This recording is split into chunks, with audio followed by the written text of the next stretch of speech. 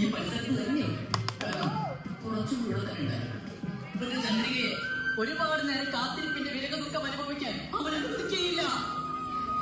Hello, ഒന്ന് മാറുകയാണ്. ചന്ദ്രിക എത്തിപ്പോയി, ജവനം എത്തിപ്പോയി. തന്റെ പ്രാണപ്രിയെ നഷ്ടപ്പെടുമെന്ന് ഏതോ സിക്സ് സെൻസ് കൊണ്ട് മനസ്സിലാക്കി അവൻ വരികയാണ്. അവൻ വേദന കൊണ്ടാവും ആ കാലിൽ കിടന്നത്. ആ തകർന്ന മുരളി തരൂ. ആ തകർന്ന മുരളി ഇങ്ങ് തരൂ. ഇല്ലെങ്കിൽ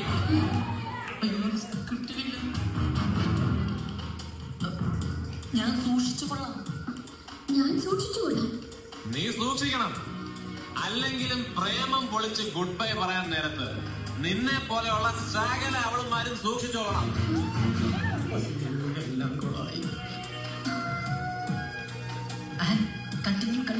എന്റെ സൗഹൃദത്തെ നീ പ്രണയമായി കണ്ടു. അത് നിന്റെ തെറ്റ് അല്ല, അത് നിന്റെ തെറ്റ്.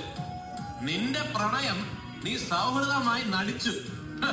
അതിന് നിനക്കുള്ള ബെസ്റ്റ് ആക്ട്രസ് അവാർഡ് തരാനാണ് ഞാൻ വന്നിരിക്കുന്നത്. ആത്മബലി കൊണ്ട് നീ എന്നെ ശിക്ഷിക്കരുത്. ആത്മബലി കൊണ്ടല്ലടാ, ചാട്ടവാറ് കൊണ്ട് വേണം ഇവളെയൊക്കെ ശിക്ഷിക്കാൻ.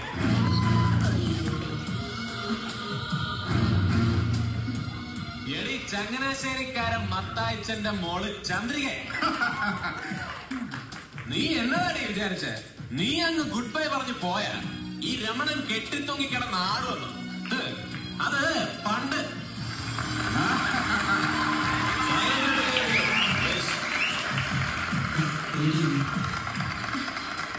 ഇപ്പൊ എന്റെ കഴുത്തിലൊരു കുരുക്ക് വീഴുന്നെങ്കിൽ അതിന്റെ മറ്റേ അറ്റത്ത് നീയും ഉണ്ടാവും മോളെ.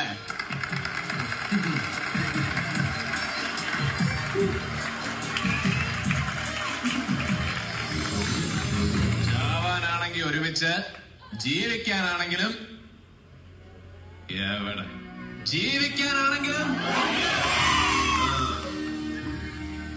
പറയണി ചന്ദ്രിക, നിനക്ക് ജീവിക്കണോ അതോ ചാകണം?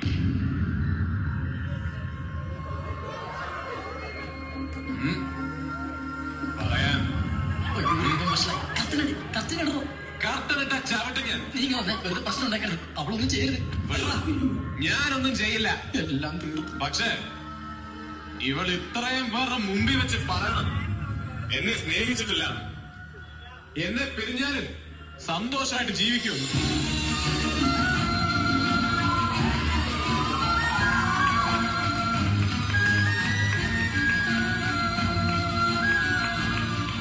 കണ്ടോ, അവളെ കൊണ്ട് പറയാൻ പറ്റില്ല.